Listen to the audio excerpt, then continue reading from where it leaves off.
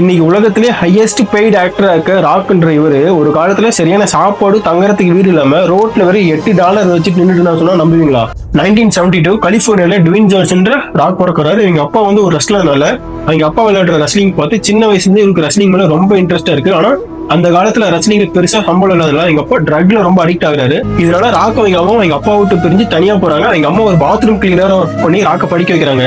என்னதான் படிக்க வச்சாலுமே போதுமான சம்பளம் இல்லாதனால வீட்டு வாடகை கூட கட்ட முடியாம ரோட்ல நிக்கிறாங்க. ஒரு நாள் ராக் அப்ப முடிவு பண்றாரு, கண்டிப்பா ஒரு நாள் உலகத்திலேயே நான் ரொம்ப பெரிய மனுஷனா வரும்னு. முடிவு பண்ணது மட்டும் இல்லாம நிறைய வேலை தேடுறாரு. என்னதான் வேலை தேடினாலுமே ஒரு சின்ன பையனால யாருமே வேலை தர மாட்டாங்க. வேற வழியே இல்லாம திருடுறது, ட்ரக் விற்கிறது இந்த மாதிரி பண்ணி போலீஸ் மட்டும் ஜெயிலுக்கும் போறாரு.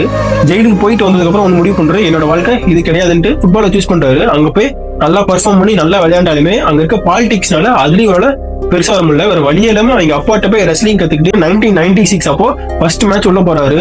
ரொம்ப கேவலமா தோக்குறாரு. அதை நினைச்சு ரொம்ப வருத்தப்படுறாரு. ஆனா அவர் கிவ் அப் பண்ணாம 2 வருஷமா டே 8 ரொம்ப ஹார்ட் ஒர்க் பண்ணி 2 வருஷத்துக்கு அப்புறம் ரெஸ்லிங்ல போறாரு. அடுத்த 8 வருஷத்துக்கு அவரு தான் ரெஸ்லிங் வேர்ல்டு சாம்பியனாவும் இருக்காரு. 10 டைம் வேர்ல்டு சாம்பியன்ஷிப் வின் பண்ணியிருக்காரு. அதை தொடர்ந்து ஹாலிவுட்லயும் வராரு. நிறைய மூவி பண்ணிட்டு இருக்கும்போது ஜுமான்ஜின்னு ஒரு படத்துக்கு சான்ஸ் கிடைக்குது. அந்த மூவி மூலியமா வேர்ல்டு வைட் ரீச் ஆகுறாரு. வேர்ல்டு ஹையஸ்ட் பெய்டு ஆக்டராவும் வர்றாரு. இன்ஸ்பைரிங்ல